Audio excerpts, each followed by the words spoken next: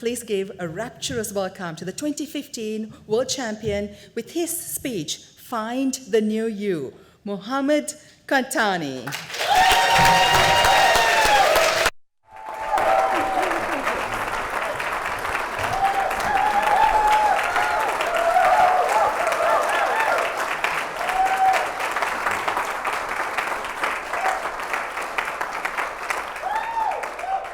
Ladies and gentlemen, good evening.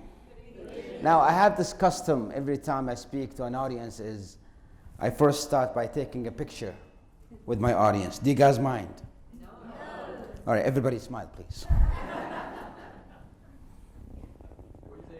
Wait. Why is it always the grumpiest people in the front row?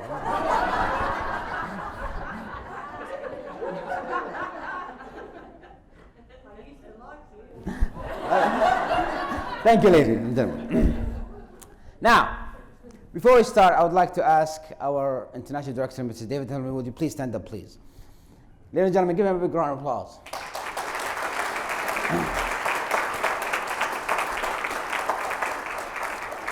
He's a wonderful man, isn't he? Yes. And for that reason, I would like to ask him one thing. Please get out. But stay outside, because we're going to invite you back in. Thank you, David.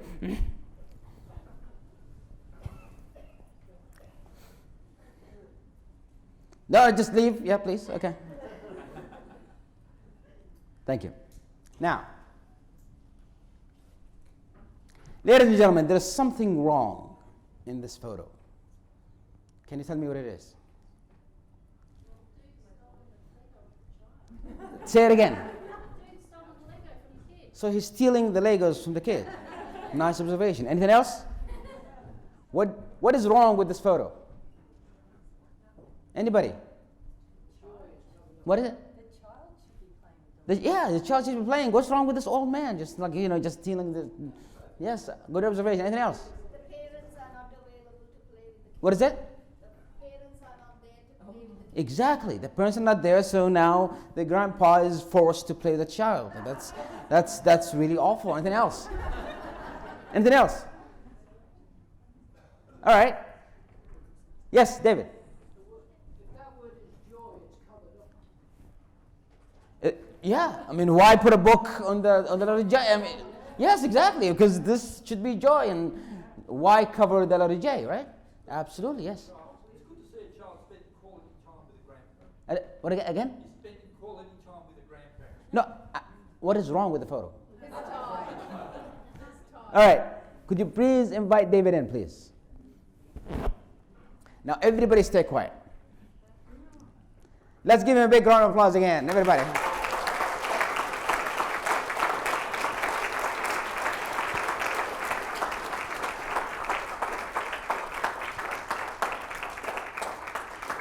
Now again, as I said, everybody stay quiet. David, what do you see here? It looks like a grandfather and a grandchild. How does the picture make you feel? Happy. Happy. Why? Because the grandfather's happy Yes. and the child seems intent on in his eyes there's glee or something. There's Exactly. interest. So, you don't see anything wrong with that grandfather playing with this grandchild. No, not at all. How come we saw it? You say what's wrong. Exactly. And when I said something wrong with the photo, you were able to find something. Even though, honestly, there's nothing wrong with the photo. But because I told you there's something wrong with it, your mind automatically assumed there's something wrong. And your mind already start thinking what's wrong with the photo. There's nothing wrong with it. But when you look at it from an open perspective, there's absolutely nothing wrong with the photo. So Please have a seat. what did they say? Oh, you have no idea. My point here is, the way we look at life depends on what we want out of it. If you want to look at it with a negative view, you will always find something wrong. Even with the people around you, you will always find something wrong, because nobody's perfect. But when you just zoom out and you look at it from the outside, you will see something different. And that at the end defines who you are. Now, the road to happiness is a bit complicated. It's not easy. It's not easy to be happy. It takes time and effort. However, it's very easy for you to be sad, to be miserable. Right? It's very easy to put yourself in a crappy mood. Now, I could talk to you about the road to happiness and what you could do to find the new self who is really happy, but you know me, I'm a lazy person. So today I'll be talking to you about 10 steps on how to become unhappy. Step number 1, stay indoor as much as possible. What happens when you expose yourself to sunlight? What is it? Vitamin D. And what does vitamin D do to you? Yes, it actually increases your serotonin, and therefore you become happy. So in order for you to become unhappy, which is what I'm aiming to teach you, stay in bed as much as you can. The key to be unhappy is to remain in as much of a closed premises as possible. Work, eat, sleep in the same area. Why do you need to leave your bed? Just get your laptop and just do your work while you're sitting there. Why do you need to even go to the kitchen and eat? Just eat where you are. Minimize movements as much as possible. And what do you think that will do to you? It will make you sick because you're losing vitamin D. And what happens when you're sick? You remain in your bed. See? Now the circle is turning around. Now, by a show of hands, how many of you do that? How many of you work and eat and sleep in the same space? You see? We've been doing it all along. But guess what? Now, we can see it. Dum, dum, dum. Step number 2. Deregulate your sleep as much as you can.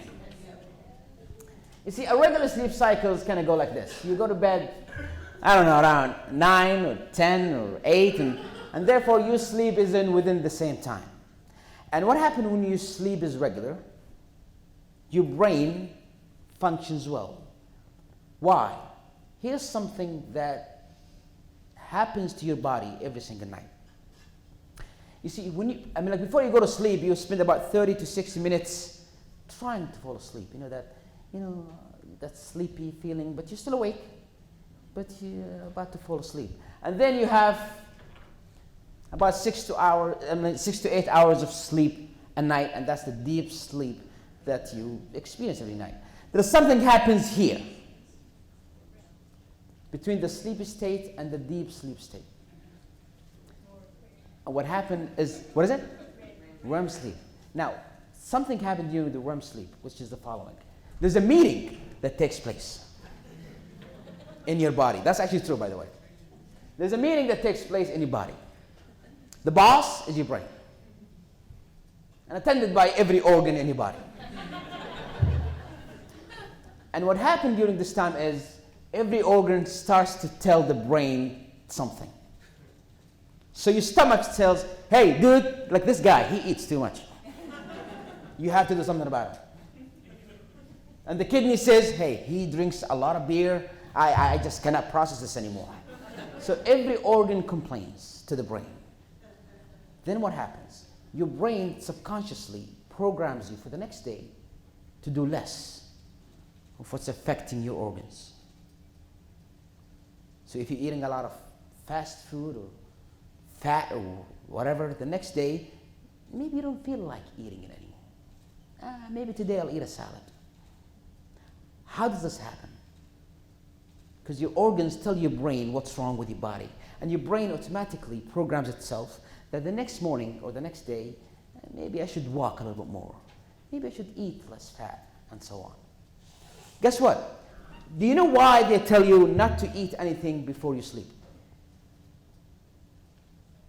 Because if your stomach is busy, he's not attending this meeting. And if he's not attending this meeting, he's not telling the brain anything.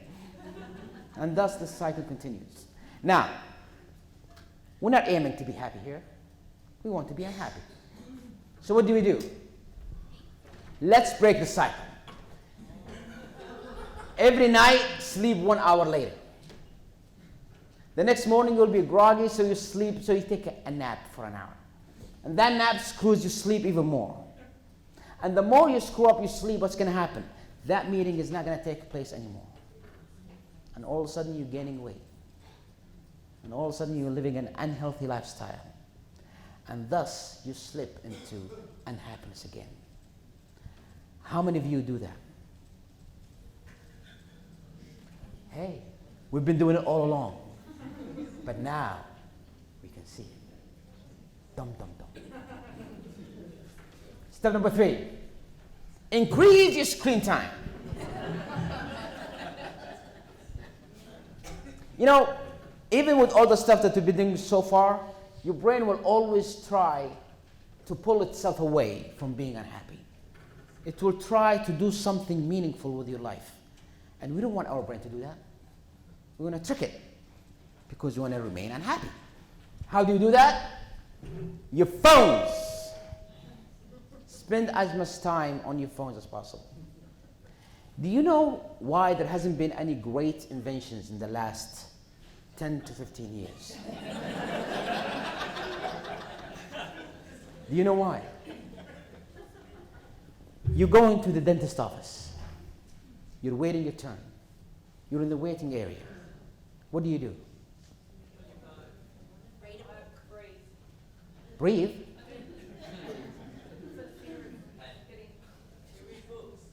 No, but you're waiting. You're bored. What do? Yeah. So what do? You read. Oh, please give a big round of applause because that's something that I would never do. Anyway, what do you do when you're bored? You take your phone. You check your Facebook or Instagram or you play a game. Great inventions happens when you let your mind free and give it a time to breathe and think. The problem is we don't give our brain that time anymore. As soon as you're bored, you're always occupying your brain with whatever is on your phone.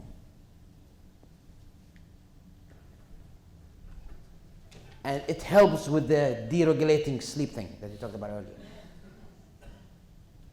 And these are your best friends in this case. YouTube and Netflix are your best friends to increase your screen time. You're on Netflix, you're watching your favorite show, and it's at the end of the episode, and they do this trick that, would you like to see the next one? And you're thinking, I want to see what happens next. Just one more, and you click it. Half an hour later, the episode is over. Would you like to see the next one? I really want to see what happens. And so on and so forth. How many of you do that? See? You've been doing it all along. But now, you can see it. Dum, dum, dum. Number 4, feed your negative emotions. The worst emotion that you can go through to become unhappy is anger and sadness. However, these are the easiest emotions that you can feed. Let's take anger, for example. How many of you like to play soccer or like football? All right, so you like it, right? Now, you have the options. You can get dressed and go out and call your friends and go play, and thus you're exposing yourself to the sunlight and you're having fun with your friends. Or you can stay home and watch a game. So you're watching your favorite team. And it's playing and it's really exciting. Yeah, come on, let's do this. Woo! Yeah. And then he misses. What happened to you? Ah! And you get pissed and you get angry over something that you have no control over. You have no control over. However, you pissed yourself, and most likely you yelled at someone who means a lot to you.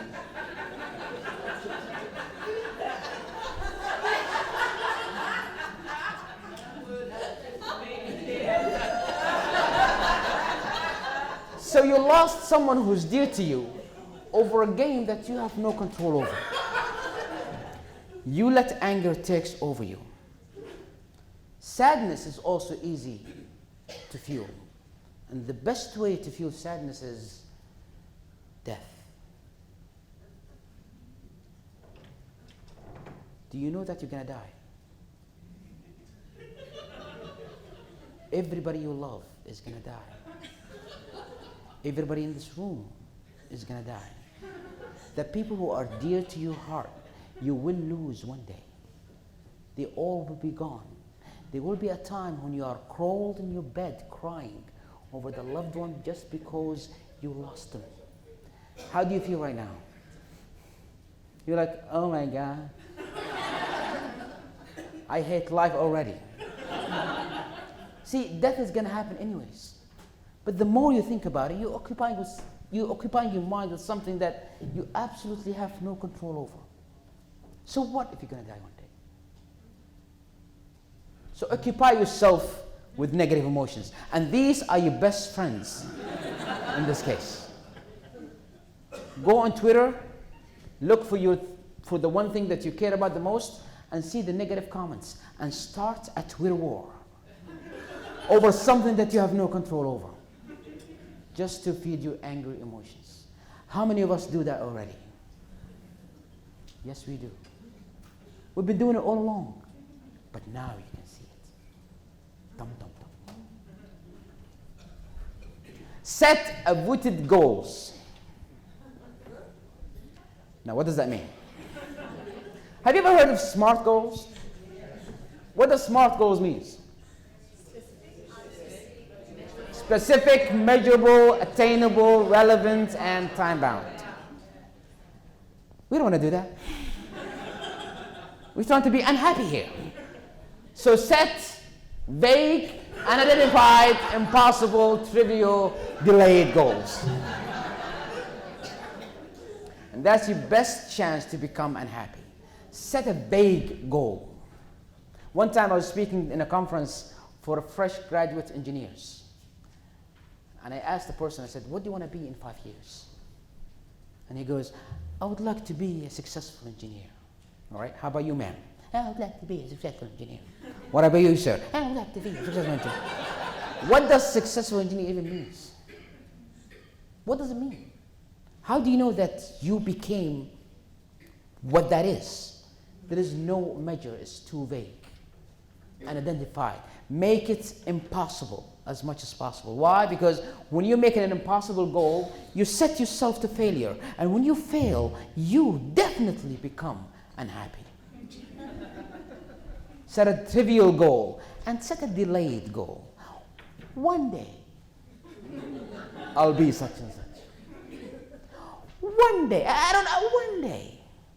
And that one day can become 10 or 20 years from now. How many of you do that already?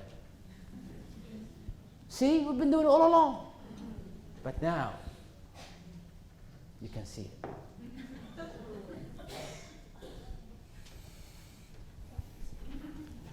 Buy things. You know, your mind always have goals and dreams in life.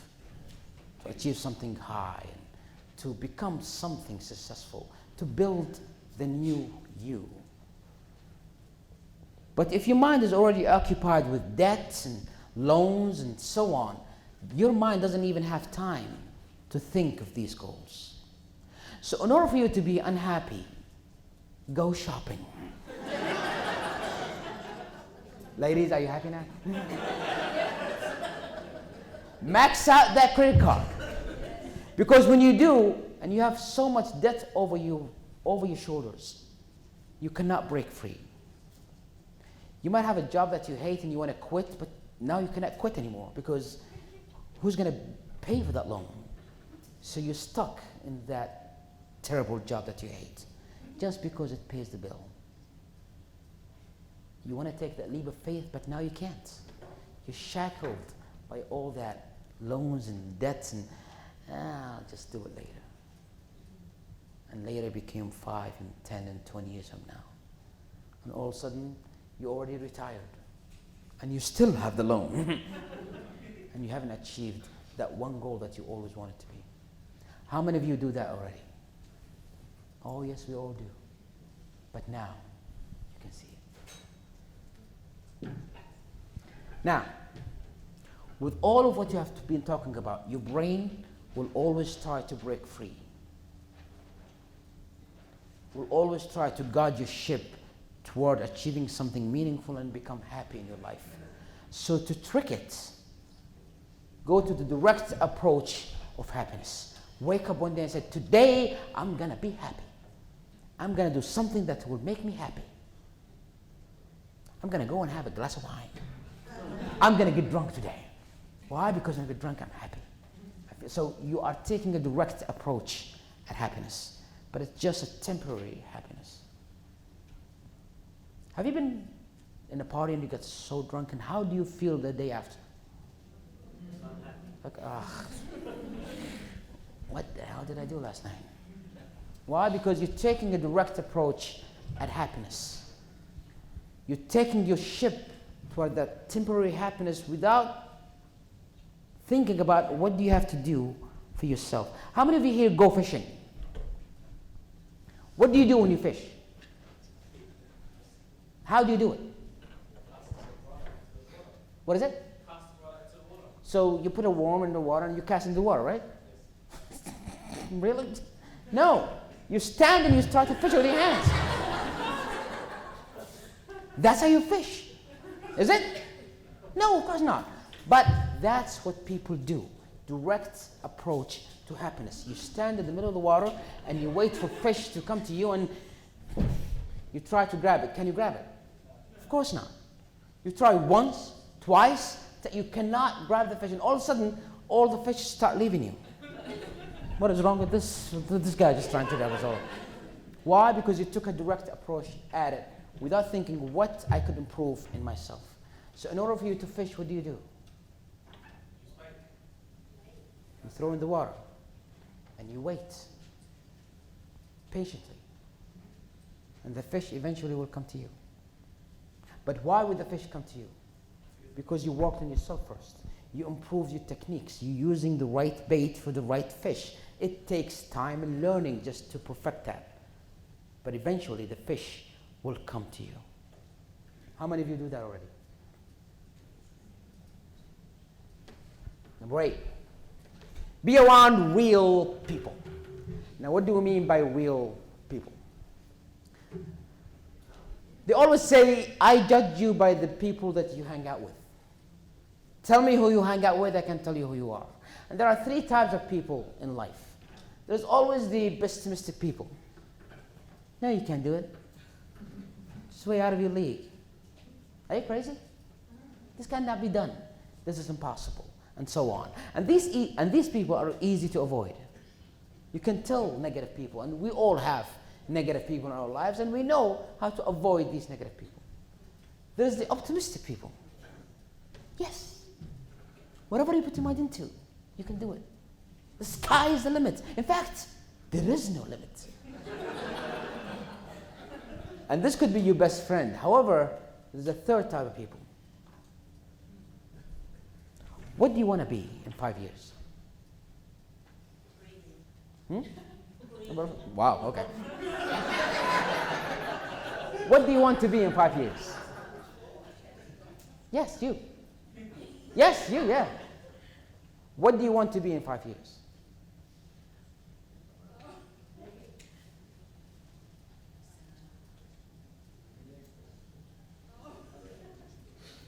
Okay, that's taking a long time. Or your own business. Oh, that's a fantastic idea. Opening your own business. You know what? I think you can do it. However, there's a lot of process that goes into that. I think you should take a loan, and you need to think of how much of a loan that you should take, and then you need to ask. I think you should take a course on how to run your own business, and I think you're gonna need a mentor that will take you through this. And I don't know about the economy now, it might be unstable, so you have to be careful where and when you open your own business, and you also have to worry about what kind of business it is. You see what I'm doing now? I'm giving her advices, but I'm giving her so many advices, all at once, that she starts to think, ooh, I have to do all of that? Well, maybe it's not a good idea after all. See, we need real people, but when I throw a lot of advices at you, you don't see the possibility anymore. And all you see is the obstacles that you have to go through. And for a lot of people, it's easy for you to quit when you see there are so many steps ahead of you.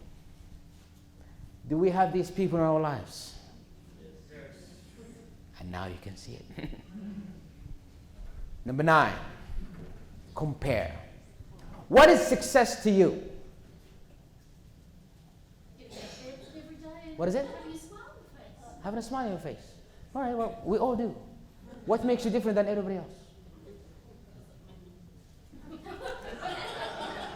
See, that's a positive look at life. And I love that about you. The problem is, sometimes in life, we compare ourselves or our own successes to others. How many of you here is a DTM for the first time? Or just got their DTM like this year? So you got it like this year. Please stand up. Ladies and gentlemen, please give a big round of applause.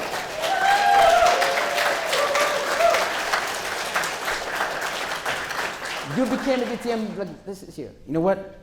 It's a great achievement. I honestly say from the heart, I'm not a DTM yet.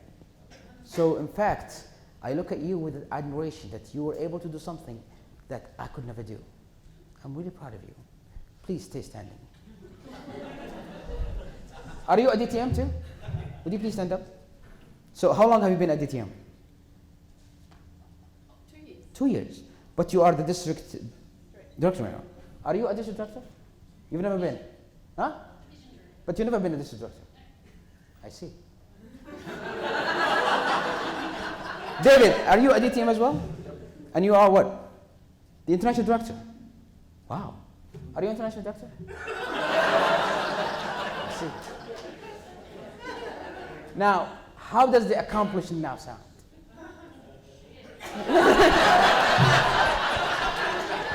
Even though I told you I'm proud of you, you've done something that I've been a Toastmaster for 10 years and I could never done what you just did. But when you start comparing your accomplishments with other people, you start underestimating what you have done. But I couldn't do what you have done. But the problem is we compare our accomplishments with others.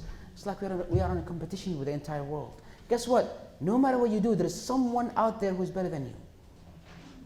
Are you in competition with that person? By the way, I fell in that mistake too.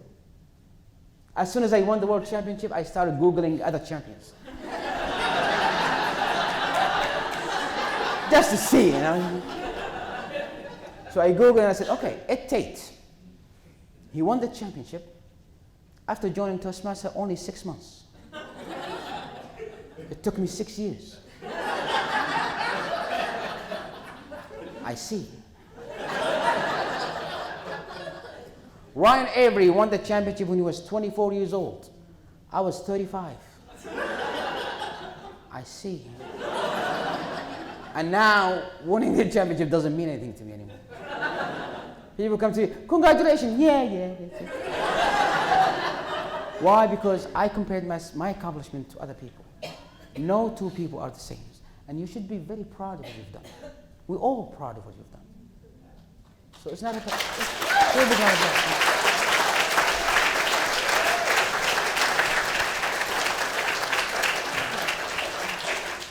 How many of you already do that?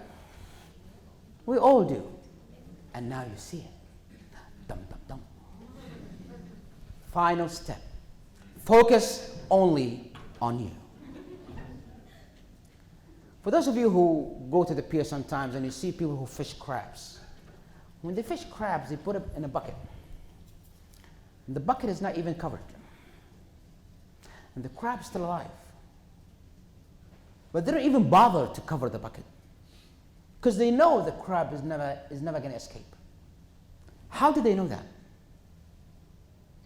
Because crabs are selfish. What happened is this. Every time a crab tries to climb up and escape the bucket, another crab says, you know what? I can probably climb over him and go over. So what happens is every crab pulls the other one down, and nobody end up climbing out of the bucket.